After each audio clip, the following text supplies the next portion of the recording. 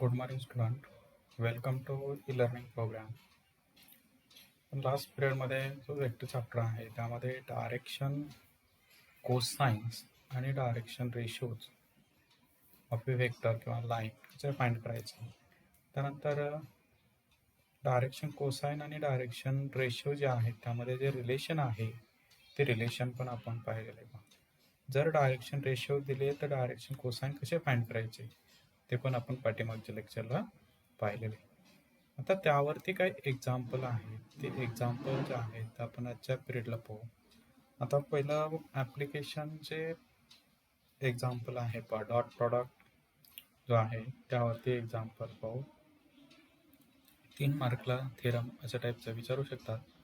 Prove by vector method that the angle subtended on the semicircle is a right angle. कशाने prove करायचंय? Prove that vector मेथडने prove करायचंय the angle subtended on the semicircle is a right angle. हे आपल्याला काय करायचंय? Vector मेथडने prove करायचं. मग आता याचं प्रूव्ह कसं लिहायचं? मग सुरुवातीला एक डायग्राम फाइंड करायची.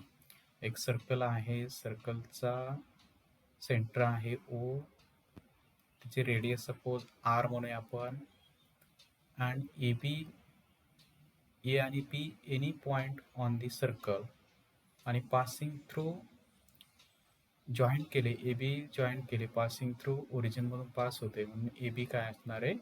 डायमीटर असणार आहे. आणि C B any point other than A आणि बी ऑन दी सर्कल. तर असं एक डायग्राम फाइंड केली. त्यानंतर याची डायरेक्शन व्यवस्थित दाखवायची. पहा, ए बी वेक्टर जो आहे ए आणि बी यावरती सर्कलवरती पॉईंट आहे, ते जॉईंट केले, सर्कलच्या सेंटरमधून पास होणारे ते वेक्टर म्हणून त्याची डायरेक्शन दाखवायची ए कडून बी कडे. त्यानंतर ए सी ए कडून सी कडे, ओ सी याची पण डायरेक्शन कशी दाखवायची? ओ कडून सी कडे. आणि बी सी बीची डायरेक्शन कशी दाखवायची? बी कडून सी कडे. आता आपल्याला प्रूव्ह करायचा आहे हा जो अँगल आहे, अँगल ए सी बी हा काय आहे? Subtended angle on semi circle आहे. मग हा जो अँगल आहे तो अँगल आपल्याला काय दाखवायचा? 90 डिग्री दाखवायचा. हे आपल्याला प्रूव्ह करायचं आहे किंवा राईट अँगल आहे. आता प्रूव्ह कसं करायचं?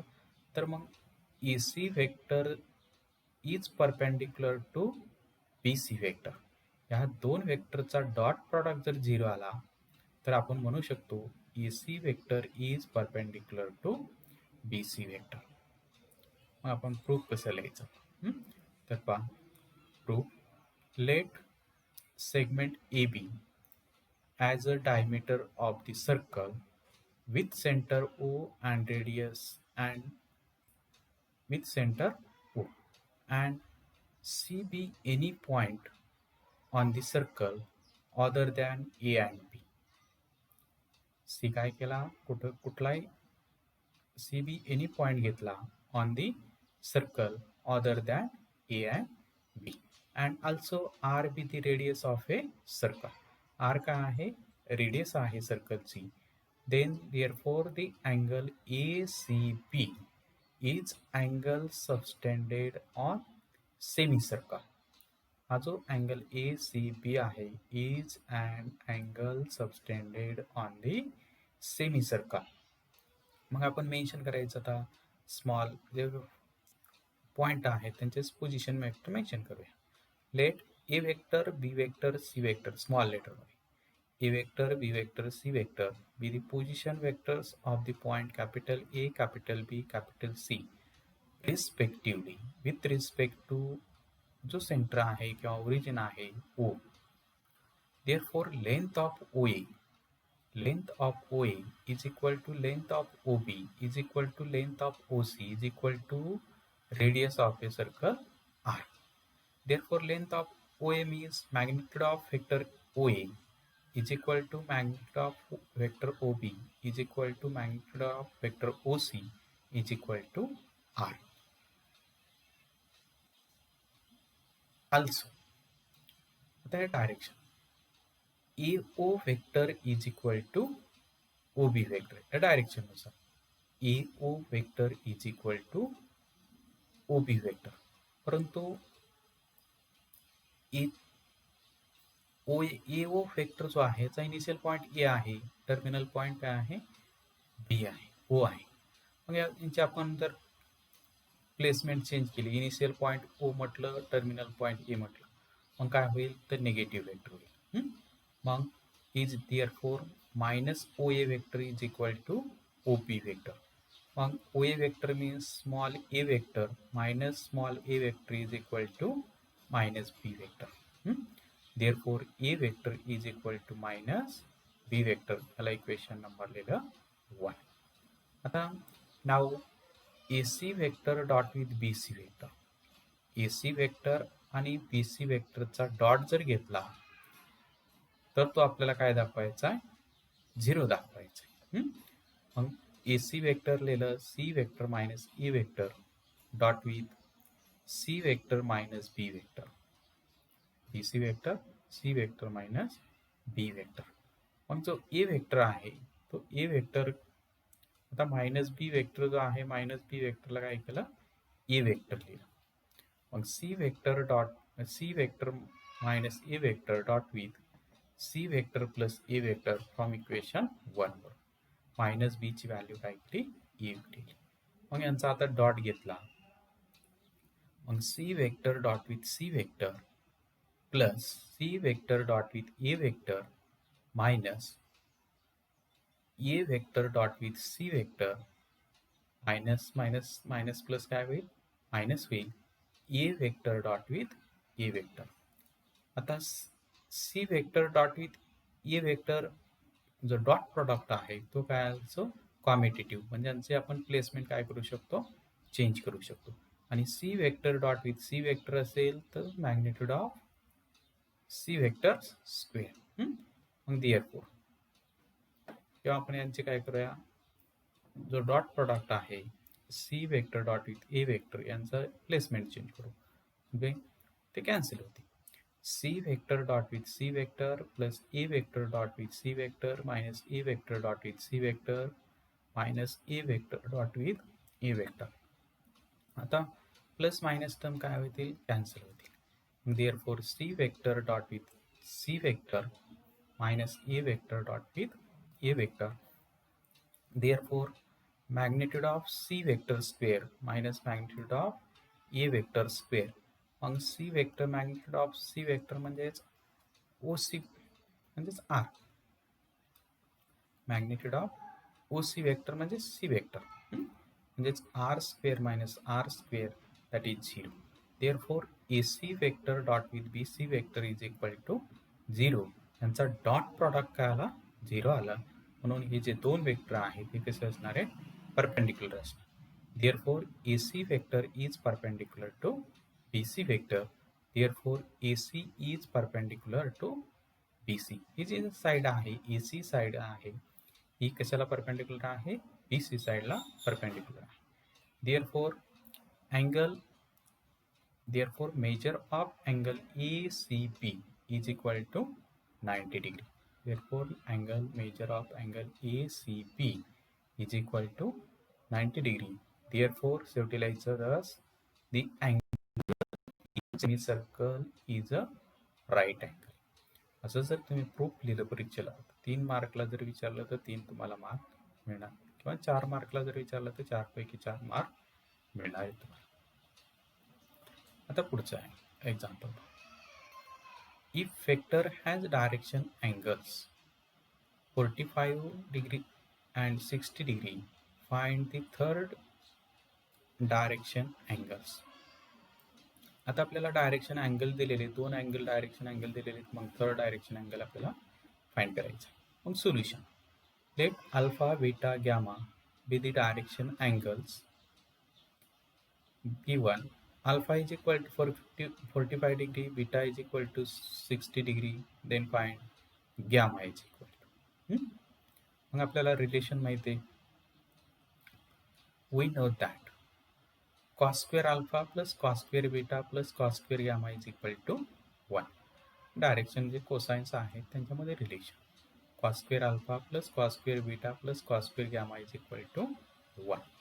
देअरफॉर व्हॅल्यू ठेवल्या आपल्याला कॉस स्क्वेअर गॅमा फाइंड करायचा आहे, गॅमाची व्हॅल्यू फाइंड करायची. मग cos square gamma is equal to 1 minus cos square alpha minus cos square beta. मग अल्फाची व्हॅल्यू ठेवली, बीटाची व्हॅल्यू ठेवली. 1 minus cos square 45 degree minus cos square 60 degree that is equal to cos 45 डिग्रीची value 1/√2चा square, cos square आहे म्हणून ब्रॅकेटचा स्क्वेअर, मायनस कॉस 60 डिग्रीची value 1/2 bracket square.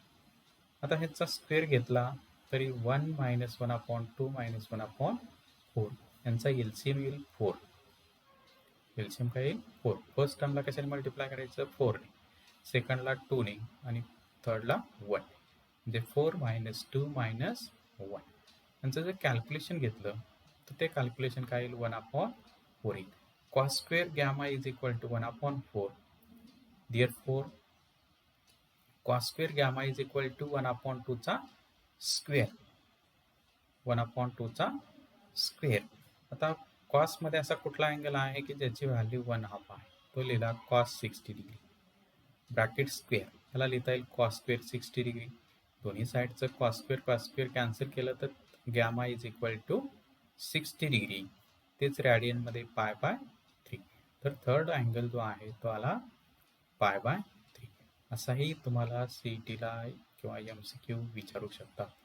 2 direction angle दिलेले असणार आणि थर्ड डायरेक्शन अँगल काय आहे ते विचारलं जाईल. तर ते कसं फाइंड करायचं, तर ते रिलेशन जे आहे डायरेक्शन कोसाइनमध्ये जे रिलेशन आहे त्यावरून ते काय करायचं, थर्ड डायरेक्शन अँगल फाइंड करायचं. तर पुढचा आहे, पाठीमागच्या वर्षी मला वाटते MCQ विचारला होता. पहा, if line makes an angle 90 degree 135 degree and 45 degree with x, y, z axis respectively, then find the direction cosines. मग डायरेक्शन अँगल दिलेले, मग आपल्याला काय करायचं आहे, डायरेक्शन कोसाइन फाइंड करायचं. मग solution given alpha is equal to 90 degree, beta is equal to 135 degree, gamma is equal to 45 degree. Let, किंवा आपण असं म्हटलं, let LMN be the direction cosines of the line given by L is equal to cos alpha, M is equal to cos beta, N is equal to cos gamma. Therefore L is equal to cos alpha is equal to cos 90, cos 90 ची value 0, and M is equal to cos beta ची value, बीटाची value 135 degree. आता 135 कसं लिहिता येईल, तर 180 minus 45, 180 minus 45, किंवा तुम्ही 90 plus 45 सुद्धा करू शकता.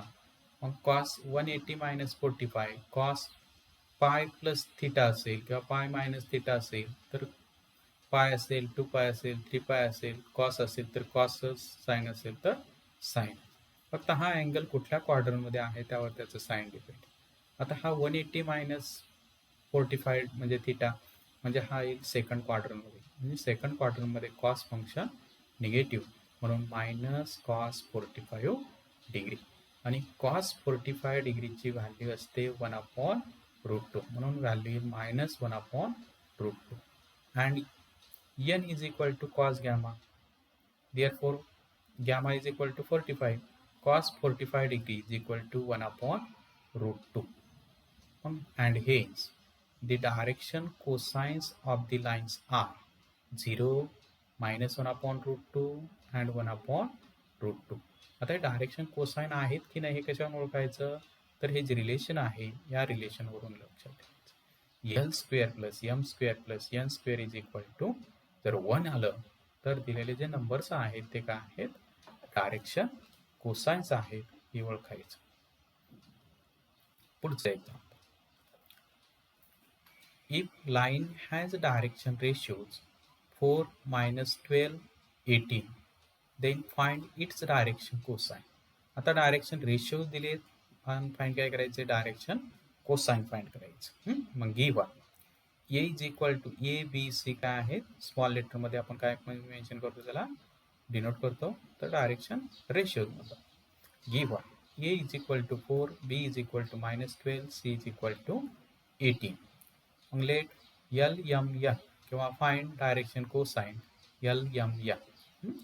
Therefore relation we know that L is equal to plus minus a upon square root of a square plus b square plus c square. त्यानंतर m is equal to plus minus b upon square root of a square plus b square plus c square. त्यानंतर n is equal to plus minus c upon square root of a square plus b square plus c square. मग नाव square route आपण find करू. तर डिनॉमिनेटरचं जे square route आहे ते find करू. Square root of A square plus B square plus C square is equal to square root of 4 square plus -12 square plus 18 square. 4चा square येईल 16, 12चा स्क्वेअर येईल 144, 18चा स्क्वेअर येईल 324. यांची ॲडिशन घेतली तर 484 येईल. स्क्वेअर रूट ऑफ 484 आणि कशाचा स्क्वेअर रूट आहे तर 22चा स्क्वेअर रूट आहे. म्हणून स्क्वेअर रूटची व्हॅल्यू आली 22. Therefore L is equal to plus minus a upon square root of a square plus b square plus c square is equal to 4 upon 22, that is 2 upon 11. Simplify.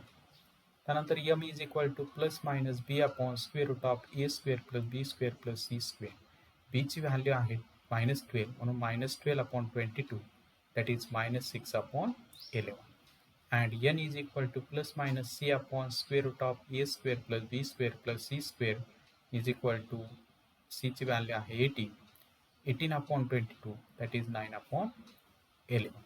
And hence the direction cosines of the lines are 2 upon 11, -6 upon 11 आणि 9 upon 11. तर हे आले direction. काय आले? Direction cosines आले. त्यानंतर पुढचं example आहे का, the direction ratios of A B are. A B vector, the direction ratios of vector A B are -2 to 1. And if a point दिलेला आहे त्याचे coordinate 4, 1, 5 and length of A B is equal to 6 unit, then find the coordinate of B point. B पॉईंटचे काय करायचे coordinate. आता ए B vector आहे त्या A B वेक्टरचे आपल्याला डायरेक्शन रेशिओज दिलेले आहेत. त्यानंतर ए पॉईंट जो आहे इनिशियल पॉईंट त्याचे कॉर्डिनेट दिलेले आहेत आणि ए पॉईंटपासून बी पॉईंटपर्यंतचं जे डिस्टन्स आहे ते 6 युनिट दिलेले आहे. आणि आपल्याला जो बी पॉईंट आहे टर्मिनल पॉईंट जो आहे त्याचे कॉर्डिनेट काय करायचे फाइंड करायचे. आता हे असं आहे 3 मार्कसाठी क्वेश्चन विचारू शकतात. मग सोल्युशन कसं फाइंड करायचं. Let solution. The direction ratios of AB vector are -2 to 1. Therefore direction cosines of vector AB are. आता डायरेक्शन रेशियो दिले, डायरेक्शन कोसाइन कसे फाइंड करायचे तर हे रिलेशनवर. Are L is equal to plus minus a upon square root of a square plus b square plus c square is equal to -2 upon हे जे square route आहे या स्क्वेअर रूटची व्हॅल्यू इथे 3. म्हणजे स्क्वेअर रूट ऑफ 9 येईल, 9चं square route येईल 3. मग पहिला डायरेक्शन कोसाइन आला -2 upon 3. त्यानंतर m is equal to plus minus b upon square root of a square plus b square plus c square is equal to 2 upon 3. And n is equal to plus minus c upon square root of a square plus b square plus c square is equal to 1 upon 3. काय केलं direction ratios वरून direction cosine find केलं.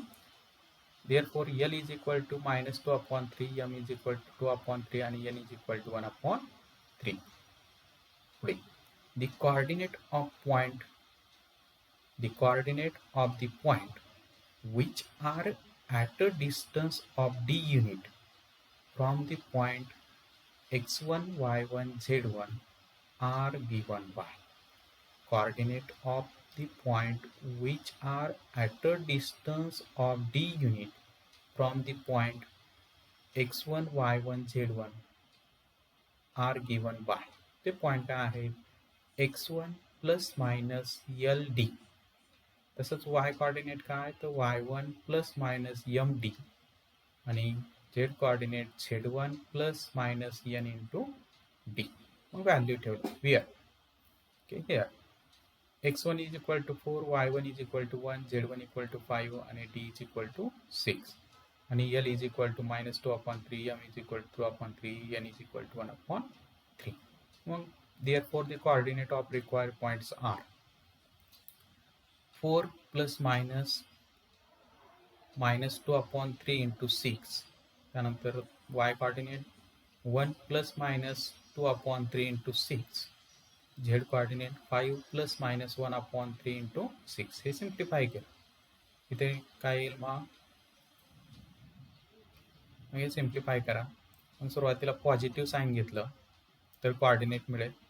That is positive coordinate घेतला तर काय येते, हे 3 म्हणजे 2 into 2 4 येईल. हां, मग प्लस घेतला तर 4 - 4.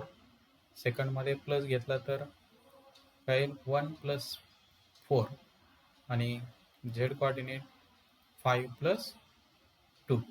हां, तसंच निगेटिव्ह साईन घेतलं तर इथे निगेटिव्ह साईन घेतलं तर काय, ते निगेटिव्ह साईन घेतलं तर 4 + 4. त्यानंतर 1 - 4 आणि 5 - 2. That is 4 - 4 0, 1 + 4 that is 5, 5 + 2 7 and negative घेतलं तर काय 8, 1 - 4 that is -3, 5 - 2 3. and hence the B point जो आहे त्या B पॉइंटचे कोऑर्डिनेट काय आले तर 0 5 7 and 8 - 3 3. अशा टाईपचे एक्झाम्पल परीक्षेला 3 मार्कसाठी किंवा 4 मार्कसाठी विचारू शकता. आता यावरती काही एक्झाम्पल आपण पाहिले डायरेक्शन रेशिओ, डायरेक्शन कोसाइन वरती. आता पुढचा जो सेकंड प्रॉडक्ट आहे वेक्टरचा, तो सेकंड प्रॉडक्ट पाहूया. Vector product of 2 vectors. तो जो पॉईंट आहे तो पॉईंट आपण पुढच्या तासाला पाहू. आता थांबूया. थँक्यू.